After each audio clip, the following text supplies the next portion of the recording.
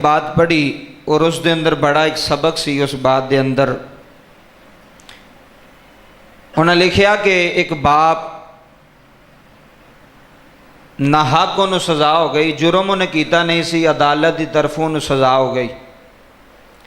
काम नहीं सी उन्हें कीता, जुर्म उन्हें कीता कोई नहीं सी। तो उन्हें पता है अदालतों के भी जोड़े मामलात होंगे, मैं पिछले जुम्मे भी ये गल अर्ज की सी कि हुण कानून भी सारे माड़िया बंदियां वास्ते ने, तगड़िया बंदियां वास्ते कोई कानून नहीं। वो जो मर्जी कर सकता, जदों मर्जी कर सकता। बंदा सी माड़ा, जुर्म किया ना, अदालत विच मुखालफ पार्टी ने जिहड़ी ना उस बंदे नूं सज़ा दवा छड्डी। जज कोलों सज़ा कितनी हुई? 17 साल। कितनी? 17 साल सज़ा हो गई, जेल हो गई बाप नूं। ओदी ना एक छोटी जी बेटी सी, तकरीबन कोई 7-8 साल की छोटी बच्ची सी। वो अपने बाप नूं ना मिलन जाती सी जेल दे अंदर, पर उन्हें पता सी कि मेरे बाप ने कसूर नहीं किया, जुर्म नहीं किया, कसूरवार नहीं, बेकसूरिया मारिया गया, सज़ा हो गई। ओदी धी जदों वेंदी सी ना बाप नूं जेल विच, ओदी बेटी ने हौसला नहीं आ रहा कि मेरा साड़ा बाप हुण अंदर जेल च हो गया, हुण साड़ा की बनेगा। ओदी बेटी ने उत्थे नीयत की थी, मुलाकात जदों बाप नूं सज़ा हो गई ना तो उन्हें नीयत की थी। उन्हें कहा इंशाअल्लाह एक दिन आएगा कि मैं अपने बाप नूं बाइज्जत बरी करवावांगी। 7 साल की बच्ची सी, नीयत की थी मैं अपने बाप नूं बाइज्जत की करवावांगी, बरी करवावांगी। उन्हें स्टडी करनी शुरू कर दी, पढ़ना शुरू किया। माड़े बड़े हालात आए लेकिन पढ़ाई छड्डी ना। लायक बड़ी सी, पढ़ती रही, पैसा खर्च का होंदा रहा, लोगों को चुक के भी पढ़ाई की। मिशन ज़हन विच ऐ कि मैं अपने बाप नूं बरी करवाना है, जिन्हों ना हक जिहड़ी सज़ा हुई है। पढ़ती पढ़ती पढ़ती पढ़ती वो जिहड़ी बच्ची सी ना वो वकील बन गई। वेखियो ज़रा, जिन्हां माँ प्यो की इज्जत बचानी होवे, जिहड़ी औलाद ने, जिहड़े माँ प्यो के रखवाले ने होवे, नीयत होवे कि मैं अपने बाप का साथ देना है, मैं अपने बाप वास्ते स्टैंड लेना। धी हो के 17 साल उन्हें स्टडी की थी। किन्नी? 17 साल स्टडी करके वकालत की डिग्री हासिल की ते बहुत वड्डी वकील बन गई। फिर केस लगा अदालत विच ते लवाया धी ने फिर दोबारा अपने बाप का कि मेरे बाप की अपील दर्ज की ना जी, मेरे बाप नूं जिहड़ा ना हक सज़ा हुई। जो पहली मुलाकात गई सी उदों 17 साल, 7 साल उम्र सी उहदी। 17 साल पढ़ के वकील बन के उन्हें अपने प्यो का मुकदमा दोबारा अदालत में जिहड़ा लवाया। वकील सी वो सारे कुछ जानती सी। 17 सालों तो बाद जो मुकदमा फिर लगा ना अदालत में बाप का, तो जज नूं सारा कुछ उन्हें सबूत दिते उस धी ने। हुण वो अपने किसी होर दे किसी का मुकदमा नहीं सी भी लड़दी, अपने बाप का मुकदमा भी लड़दी सी। 17 साल मेहनत करन तो बाद, 17 साल पढ़न तो बाद, वकालत की डिग्री हासिल करन तो बाद उन्हें जज नूं वो दलाइल दिते कि जज मजबूर हो गया उसकी जमानत देन ते। 17 साल तो बाद एक धी अपने प्यो नूं बाइज्जत बरी करवा के अदालत विचों बाहर लैके आ रही है।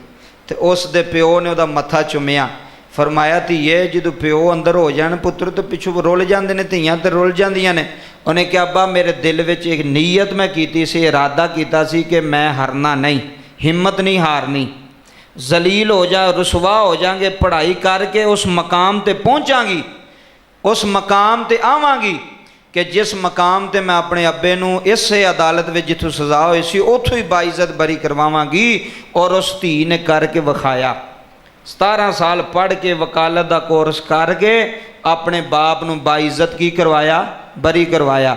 और जज ने अपनी कुर्सी तो उठ के ना उस धी का मत्था चुमिया। उन्हें कहा वाकई तू वाकई बेटी, तू वाकई धी है जिन्हें बेटी होने का हक अदा कर छड़िया। नहीं तो वेखो ना, माँ प्यो दुनिया तो टुर जाए तो पिछू बच्चे रुल जाते। उन्हें हिम्मत नहीं आ रही, वो एक इरादा सी, वो एक नीयत सी भी मैं इस जगह पर पहुँचना है तो मैं अपने बाप नूं इंसाफ दिलाना है। और उन्हें वाकई दिलाया, पढ़ के मेहनत करके। मेहनत करो तो फिर बाप का नाम भी रोशन होता है। ਮਿਹਨਤ ਕਰੋ ਤੇ ਮਾਂ ਦਾ ਨਾਮ ਵੀ ਰੋਸ਼ਨ ਹੁੰਦਾ ਹੈ। ਲੋਕ ਪੁੱਛਦੇ ਨੇ ਕਿਹਦਾ ਪੁੱਤਰ ਹੈ ਜੀ, ਇਹ ਜਿਹੜਾ ਇੰਨਾ ਪੜ੍ਹਿਆ ਕਿਹਦਾ ਪੁੱਤਰ, ਜਿਹੜਾ ਐਡਾ ਸੋਹਣਾ ਕਾਰੋਬਾਰ ਕਰਦਾ ਕਿਹਦਾ ਪੁੱਤਰ ਹੈ ਜੀ, ਫਲਾਣੇ ਦਾ ਪੁੱਤਰ। ਤੇ ਜੇ ਪੜ੍ਹਨਾ ਹੀ ਨਹੀਂ, ਸਟੱਡੀ ਨਹੀਂ ਕਰਨੀ, ਸਿੱਖਣਾ ਹੀ ਨਹੀਂ, ਤੇ ਫਿਰ ਤੇ ਸਾਰੀ ਜ਼ਿੰਦਗੀ ਮਿਹਨਤ ਮਜ਼ਦੂਰੀ ਕਰਨੀ ਹੈ ਨਾ ਜੀ, ਫਿਰ ਕਿਸੇ ਦੀ ਗੁਲਾਮੀ ਕਰਨੀ ਪੈਣੀ। ਇਸ ਵਾਸਤੇ ਉਹਨੇ ਹੱਕ ਅਦਾ ਕੀਤਾ ਤੇ ਉਹਨੇ ਕਾਇਨਾਤ ਨੂੰ ਵੀ ਦੱਸਿਆ ਵੀ ਕੋਈ ਵੀ ਕੰਮ ਮੁਸ਼ਕਲ ਨਹੀਂ ਹੋ ਸਕਦਾ। ਇਨਸਾਫ ਦਵਾਇਆ ਉਹਨੇ, ਪੜ੍ਹ ਕੇ ਦਵਾਇਆ, ਲੜ ਕੇ ਦਵਾਇਆ, ਅਦਾਲਤ ਕੋਲੋਂ ਦਲੀਲਾਂ ਦੇ ਕੇ ਜੱਜ ਨੂੰ ਮਨਵਾਇਆ ਕਿ ਮੇਰਾ ਬਾਪ ਬੇਕਸੂਰ ਸੀ, ਜਿਹਨੂੰ 17 ਸਾਲ ਤੁਸੀਂ ਜਨਾਬ ਸਜ਼ਾ ਦਿੱਤੀ। ਅੱਜ ਸਾਡੀਆਂ ਅਦਾਲਤਾਂ ਦੇ ਅੰਦਰ, ਸਾਡਿਆਂ ਥਾਣਿਆਂ ਦੇ ਅੰਦਰ ਇਨਸਾਫ ਕੋਈ ਨਹੀਂ। ਤੇ ਜਦੋਂ ਇਨਸਾਫ ਨਾ ਹੋਵੇ ਤੇ ਮਾੜਾ ਬੰਦਾ ਉਂਝ ਰਗੜਿਆ ਜਾਂਦਾ, ਉਹਨੂੰ ਪਤਾ ਹੀ ਨਹੀਂ ਲੱਗਦਾ ਵੀ ਮੈਂ ਕਹਿਣਾ ਕੀ, ਕਰਨਾ ਕੀ ਹੈ। ਆ ਵੇਖੋ ਨਾ, ਪਿੰਡਾਂ ਥਾਵਾਂ ਦੇ ਲੋਕ ਹਸਪਤਾਲਾਂ 'ਚ ਆ ਜਾਣ, ਇਹ ਵੀ ਟੈਸਟ, ਫਲਾਣਾ ਟੈਸਟ, 10-12 ਟੈਸਟ ਡਾਕਟਰ ਨੂੰ ਲਿਖ ਦੇਣੇ ਨੇ। ਉਹਨੂੰ ਹੁਣ ਵਿਚਾਰੇ ਨੂੰ ਪੜ੍ਹਨਾ ਆਉਂਦਾ ਹੀ ਨਹੀਂ, ਉਹਨੂੰ ਕੀ ਪਤਾ ਵੀ ਟੈਸਟ ਕਿਹੜੇ ਪਿਆ ਕਰਵਾਉਂਦਾ ਤੇ ਕਿਹੜੇ ਨਹੀਂ, ਭਾਵੇਂ ਉਹ ਬਿਮਾਰੀ ਹੈ ਵੇ ਤੇ ਭਾਵੇਂ ਨਹੀਂ ਹੈ। ਡਾਕਟਰ ਸਾਹਿਬ ਨੇ ਟੈਸਟ ਕੀ ਕੀਤਾ, ਲਿਖ ਦਿੱਤੇ ਨੇ, ਤੇ ਆਂਦਾ ਵੀ ਪਿਆ ਕਿ ਫਲਾਣੀ ਲੈਬਾਰਟਰੀ ਤੇ ਜਾ ਕੇ ਟੈਸਟ ਕਰਾਣੇ ਜੇ। ਉਹ ਪਤਾ ਕਿਉਂ ਆਂਦਾ ਪਿਆ, ਉਹਨੂੰ ਕੋਈ ਹਮਦਰਦੀ ਨਹੀਂ ਸਾਡੇ ਨਾਲ ਵੀ ਉੱਥੇ ਸਸਤੇ ਹੁੰਦੇ ਨੇ, ਉਹਦੀ ਕਮਿਸ਼ਨ ਹੈ ਉੱਥੇ, ਉਸ ਲੈਬਾਰਟਰੀ ਦੇ ਅੰਦਰ ਡਾਕਟਰ ਦੀ ਕਮਿਸ਼ਨ ਹੈ, ਇੱਕ ਟੈਸਟ ਦੇ ਪਿੱਛੋਂ ਦੀ ਕਮਿਸ਼ਨ ਹੈ। ਉਹ ਜਿੰਨੇ ਟੈਸਟ ਹੋਣੇ ਨੇ ਉੱਤੇ ਨਾਂ ਲਿਖਿਆ ਹੋਣਾ, ਕਿਹੜੇ ਡਾਕਟਰ ਨੇ ਭੇਜਿਆ ਜੀ, ਫਲਾਣੇ ਡਾਕਟਰ ਨੇ ਭੇਜਿਆ। ਅੱਛਾ ਠੀਕ ਹੈ ਜੀ, ਹੁਣ ਹਰ ਟੈਸਟ ਪਿੱਛੋਂ ਦੀ ਕਮਿਸ਼ਨ। ਹੁਣ ਉਹ ਡਾਕਟਰ ਜਿਹੜਾ ਨਾ, ਉਹ ਨਹੀਂ ਵੇਂਦਾ ਪਿਆ ਕਿ ਜਿਹੜਾ ਬੰਦਾ ਟੈਸਟ ਕਰਵਾਉਣ ਨੂੰ ਮੈਂ ਭੇਜਣਾ ਪਿਆ, ਇਹ ਟੈਸਟ ਕਰਵਾਉਣ ਜੋਗਾ ਹੈ ਵੀ ਹੈ ਕਿ ਨਹੀਂ ਹੈ, ਕਿਆ ਇਹਦੇ ਕੋਲ ਇੰਨਾ ਪੈਸਾ ਹੈ ਕਿ ਨਹੀਂ ਹੈ, ਕਿਆ ਐਡਾ ਸਰਮਾਏ ਵਾਲਾ। ਕੋਈ ਅਮੀਰ ਬੰਦਾ ਹੋਵੇ ਤੇ ਚਲੋ ਉਹਨੂੰ ਤਾਂ ਕੋਈ ਵੀ ਨਹੀਂ ਨਾ ਜੀ, ਉਹ 50,000 ਦੇ ਵੀ ਕਰਵਾ ਲੇ, 30,000 ਦੇ ਵੀ ਕਰਵਾ ਲੇ, 40,000 ਦੇ ਵੀ ਕਰਵਾ ਲੇ। ਇੱਕ ਬੰਦਾ ਹੀ ਮਾੜਾ ਹੈ, ਇੱਕ ਬੰਦਾ ਹੀ ਗਰੀਬ ਹੈ, ਜਿਹਦੀ ਜੇਬ 'ਚ 5,000 ਰੁਪਈਆ ਨਾ ਹੋਵੇ, ਉਹਨੂੰ 15,000 ਦੇ ਟੈਸਟ ਲਿਖ ਦਿਓ ਤੇ ਬਾਅਦ 'ਚ ਟੈਸਟ ਵੇਖ ਕੇ ਨਹੀਂ ਠੀਕ ਨੇ ਟੈਸਟ ਤੇਰੇ, ਜਾ ਆ ਦਵਾਈ ਖਾ ਜਾ, ਪੈਸੇ ਵੀ ਲਵਾ ਛੱਡ। ਇਹ ਜ਼ੁਲਮ ਓ ਸਿਤਮ ਹੈ ਸਾਡੇ ਮੁਆਸ਼ਰੇ ਦੇ ਅੰਦਰ, ਸਾਡੀ ਕੌਮ ਦੇ ਅੰਦਰ।